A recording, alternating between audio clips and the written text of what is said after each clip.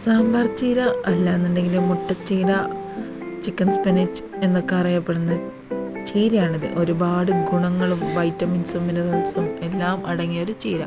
നമുക്കിത് ചിലപ്പോൾ പറമ്പിലൂടെ തൊടിയിലൂടെ നിസ്സാരക്കാരനായി കാണും, പക്ഷേ ആള് ചില്ലറ കാണുന്നതല്ല കേട്ടോ. ഒരുപാട് ഗുണങ്ങളുണ്ട്. നമുക്ക് തൈറോയിഡിൻ്റെ പ്രശ്നമുള്ളവർക്ക് നല്ലതാണ്, ലിവറിൻ്റെ സംബന്ധമായ പ്രശ്നമുള്ളവർക്ക് നല്ലതാണ്. നമ്മുടെ ശരീരത്തിലെ എല്ലുകൾ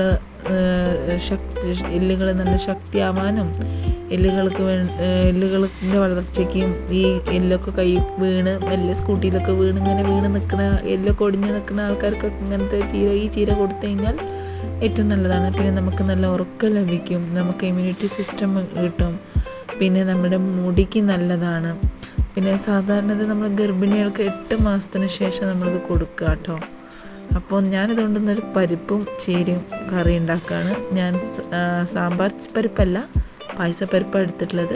അതിൽ ജീരകവും ഉലുവയും ചേർത്തു, ഒരു സവാള അല്ലെങ്കിൽ ചെറിയ ഉള്ളി വേണമെങ്കിൽ നിങ്ങൾക്ക് എടുക്കാം, പച്ചമുളക്, പിന്നെ വെളുത്തുള്ളി, തക്കാളി, പിന്നെ ആ ചീര ഞാൻ കഴുകി നല്ല വൃത്തിക്ക് അരിഞ്ഞ് വെച്ചിട്ടുണ്ട്. അതും ഇതിലോട്ടിട്ട് മഞ്ഞൾപ്പൊടി, മുളക് പൊടി 1 സ്പൂൺ, ഒരു 1/2 ടീസ്പൂൺ നമ്മൾക്ക് കാശ്മീരി മുളക് പൊടി, പിന്നെ ആവശ്യത്തിന് ഉപ്പിടാം.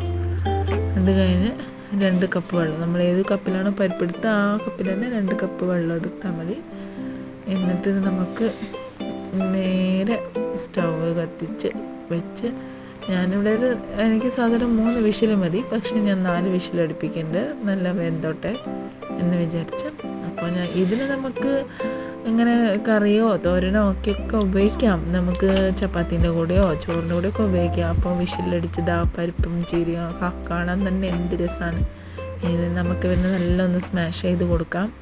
ഇതിന് മെയിൻ നമുക്ക് വറവാണ്. നമ്മളെങ്ങനെ വറവിടുന്നതനുസരിച്ച് ടേസ്റ്റ് ഉണ്ടാവും. ഞാനിപ്പോൾ വറവിടാൻ ഇവിടെ യൂസ് ചെയ്യണത് ചീഞ്ചട്ടിയെന്ന് ആരും മൈൻഡ് ചെയ്യണ്ട കേട്ടോ ഗായ്സ്, അതൊക്കെ സ്വാഭാവികം. നമുക്ക് ചില ചീഞ്ചട്ടികളോട് ഒരു അറ്റാച്ച്മെൻറ്റ് അങ്ങനെ ഒഴിവാക്കാൻ പറ്റാത്ത ചീഞ്ചട്ടിയാണേ.